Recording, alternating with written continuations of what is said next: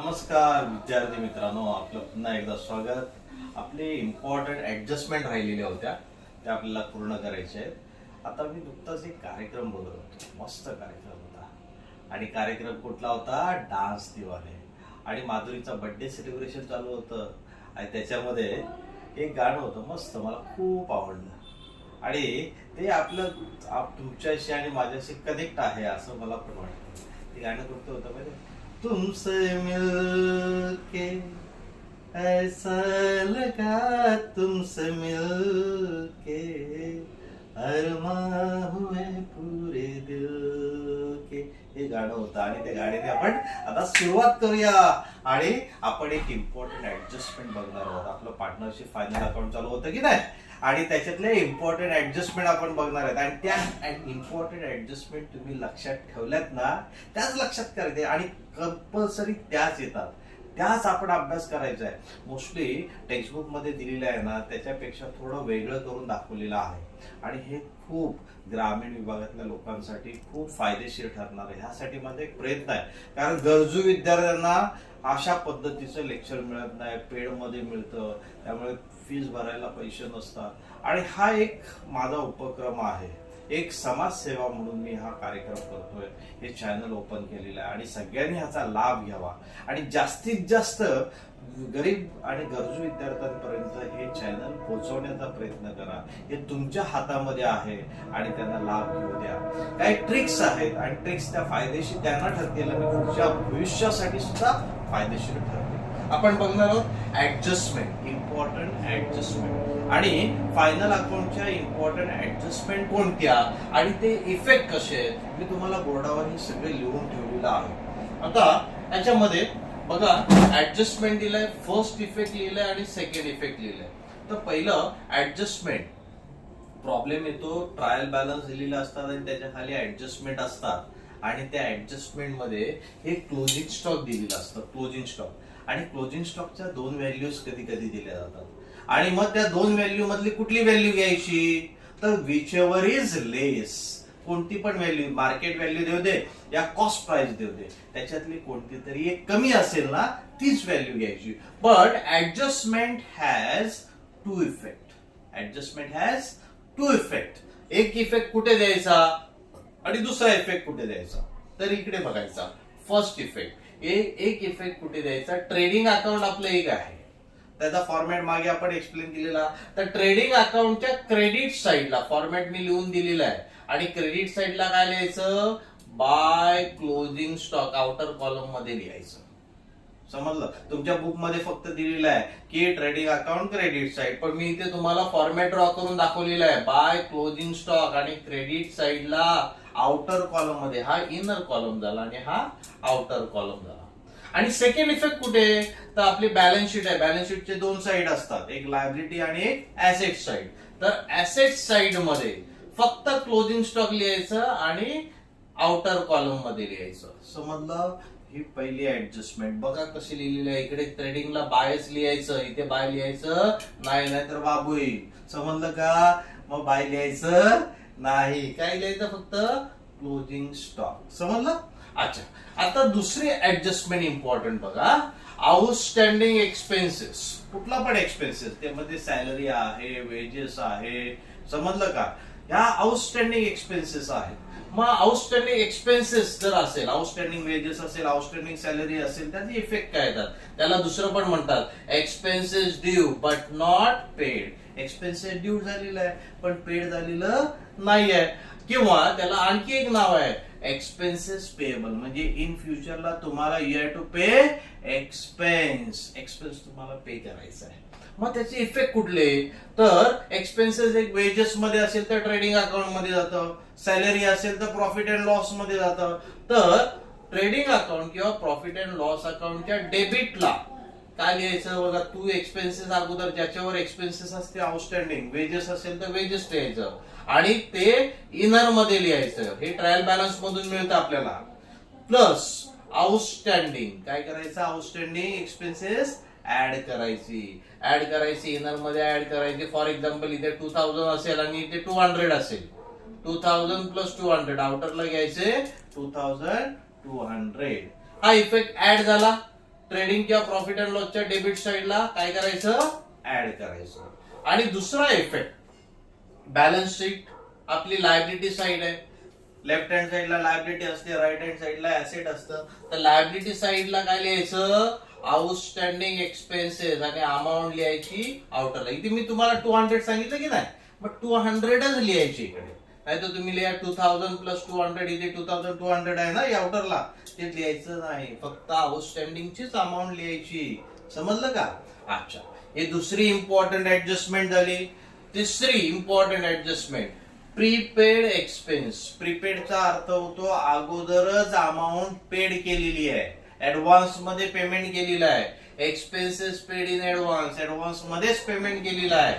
मग पैसे अगोदर भरलेले आहेत, आता पैसे भरायची गरज आहे का? नाही. म्हणून काय होणार, एक्सपेन्सेस तुमचा कमी होणार. आता ते कुठे येतं, ते एक्सपेन्सेस तुम्हाला सांगितले ट्रेडिंग अकाउंटच्या डेबिटला आणि प्रॉफिट अँड लॉस अकाउंटच्या डेबिटला. काय लिहायचं, टू एक्सपेन्सेस. इनरला लिहिलं, हे ट्रायल बॅलन्स मधून मिळते. आणि हे प्रीपेड, जी अमाऊंट प्रीपेड असेल, जी अमाऊंट अगोदर पे केलेली असेल ड्यूच्या अगोदर, ती लेस करायची. लेस ब्रॅकेट मध्ये लिहायचा, लेस, आणि नंतर ही अमाऊंट लेस करून बाहेर. आता उदाहरणार्थ मी मगाशी इथे 2000 घेतलं, तर इथे पण आपण 2000 घेऊया. आणि इथे आउटस्टँडिंग 200 घेतलं, ते ऍड केलं 2200 झालं. इथे प्रीपेड आहे, इथे 200 असेल तर हे 2000 मधून 200 लेस केले की बाहेर येतात 1800. अशा पद्धतीने मायनस करून आउटरला लिहायची. समजलं? आता ह्या प्रीपेडचाच दुसरा इफेक्ट कुठे जातो, तर बॅलन्स शीटच्या ऍसेट साइड मध्ये प्रीपेड एक्सपेन्सेस लिहायचं. म्हणजे ही 200 जी अमाऊंट असेल ना प्रीपेडचीच अमाऊंट, तीच लिहायची, दुसरी लिहायची नाही. समजलं? ही थर्ड ऍडजस्टमेंट. फोर्थ ऍडजस्टमेंट बघा. आता बघा, आउटस्टँडिंग इन्कम झालं, तसं एक्सपेन्सेस झाला, तसं आता आउटस्टँडिंग इन्कम आहे. आउटस्टँडिंग म्हटलं की लक्षात ठेवायचं ऍड करायचं. आउटस्टँडिंग म्हटलं की काय लक्षात ठेवायचं, ऍड. आता आउटस्टँडिंग इन्कम आहे, त्यालाच दुसरं नाव काय, इकडे बघा, expenses due but not paid. इथे काय करायचं, income due but not received असं आहे. आता इथे एक्सपेन्सेस पेबल, इकडे काय, इन्कम रिसिवेबल. आउटस्टँडिंग एक्सपेन्सेस समजला? हा.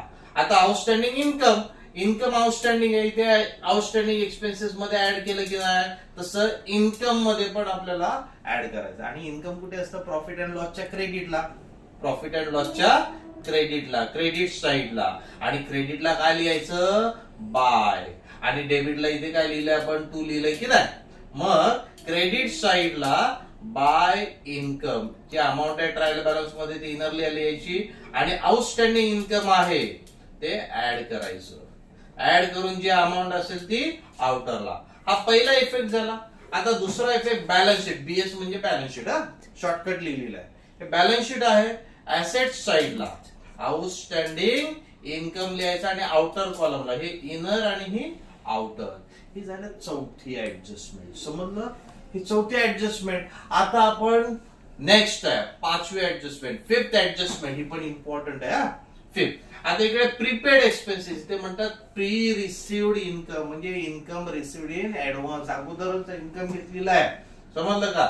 अगोदरच इन्कम आपल्याकडे येणार आहे, ते आपण ऍडव्हान्स सॅलरी घेतलेली आहे. म्हणजेच काय, कमी होणार इन्कम. आता इन्कम जास्त मिळणार नाही. मग इन्कम हे प्रॉफिट अँड लॉसच्या क्रेडिटला, इकडे कसं लिहिलं आपण क्रेडिटला, तसं इन्कम क्रेडिटला बाय इन्कम. पण प्री रिसिव्ड आहे म्हणून ते लेस केलं. इथे प्रीपेड लेस करतात की नाही, तसं इथे प्री रिसिव्ड आपण काय करायचं, लेस करायचं. आणि लेस करून आउटरला अमाऊंट घ्यायची. समजलं? आता पुढे, हा फर्स्ट इफेक्ट झाला. आणि दुसरा इफेक्ट बॅलन्स शीटच्या लायबिलिटी साइडला. कुठला? बॅलन्स शीटच्या लायबिलिटी साइडला काय लिहायचं, इन्कम रिसिव्ड इन ऍडव्हान्स, आउटरला अमाऊंट. मग ह्याच्यामध्ये एक लक्षात ठेवतो, आउटस्टँडिंग असेल, इथे पण आउटस्टँडिंग असेल तर ऍड करायचं. ओके? हा. आणि जर आउटस्टँडिंग एक्सपेन्स असेल तर लायबिलिटी, आणि आउटस्टँडिंग इन्कम असेल तर ऍसेटला. हे लक्षात ठेवायला पाहिजे. प्रीपेड एक्सपेन्स, प्रीपेड एक्सपेन्सेस लेस करायचा, प्री रिसिव्ड इन्कम पण असेल तर लेस करायचं. पण दुसरा इफेक्ट उलटा, प्रीपेड म्हणजे अगोदरच ऍडव्हान्स मध्ये आपण एक्सपेन्सेस पेड केलेला आहे, ते आपलं ऍसेट झालं. बरोबर आहे? आणि हे आपण अगोदरच इन्कम घेतलेलं आहे म्हणजे आपली लायबिलिटी झाली. हे लक्षात ठेवा. हा फॉर्मॅट आणि कुठे इफेक्ट येतो ना, हा फॉर्मॅट नुसार दिलाय. हा नोट डाऊन करा.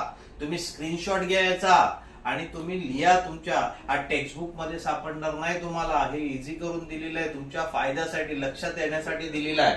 आणि शेवटची ऍडजस्टमेंट, हे कंपल्सरी ऍडजस्टमेंट याच्यातले येतातच, समजलं. आणि ती शेवटची आहे 6th वाली ऍडजस्टमेंट. हा लक्षात द्या. ती 6th वाली बघा काय, depreciation on fix asset. Depreciation on fix asset म्हणजेच काय, फिक्स एसेट म्हणजे लॉंग टर्म साठी आपण युज करतो ते ऍसेट्स. त्याच्यामध्ये आले आपले लँड अँड बिल्डिंग आली, प्लांट अँड मशिनरी आलं, फर्निचर आलं, कम्प्युटर आलं.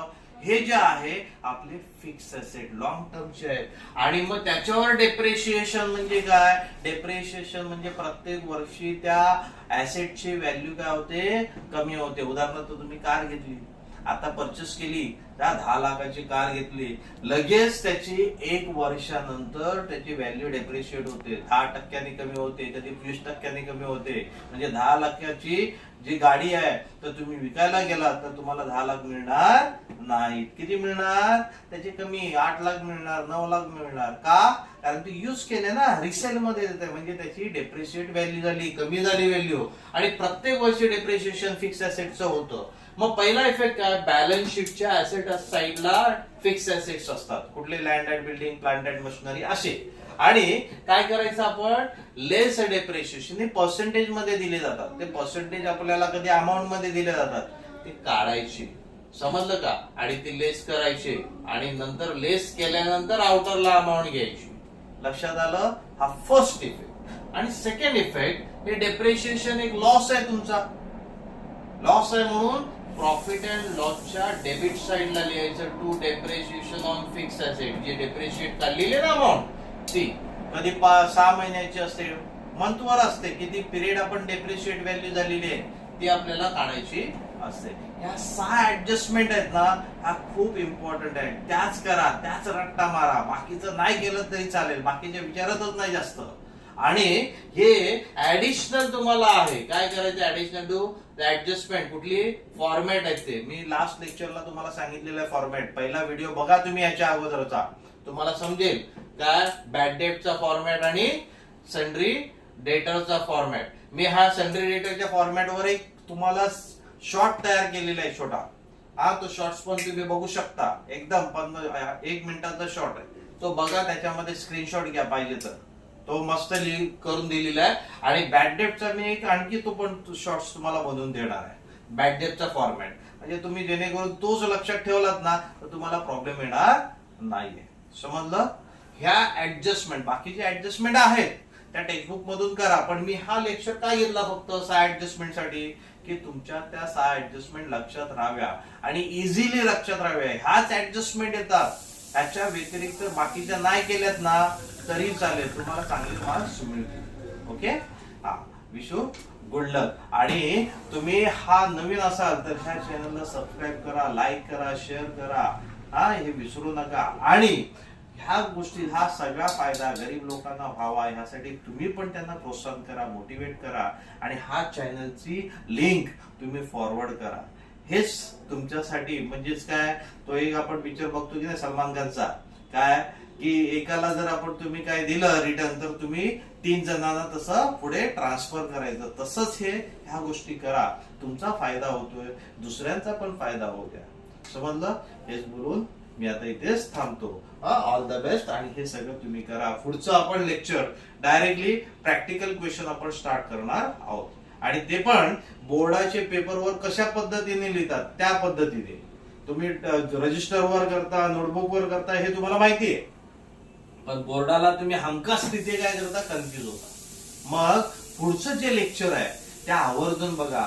पहिला क्वेश्चन मी घेणार आहे, प्रॅक्टिकलचा पहिला क्वेश्चन, आणि तो क्वेश्चन व्यवस्थित तुम्ही त्याच्यामध्ये बघा. ठीक आहे, धन्यवाद.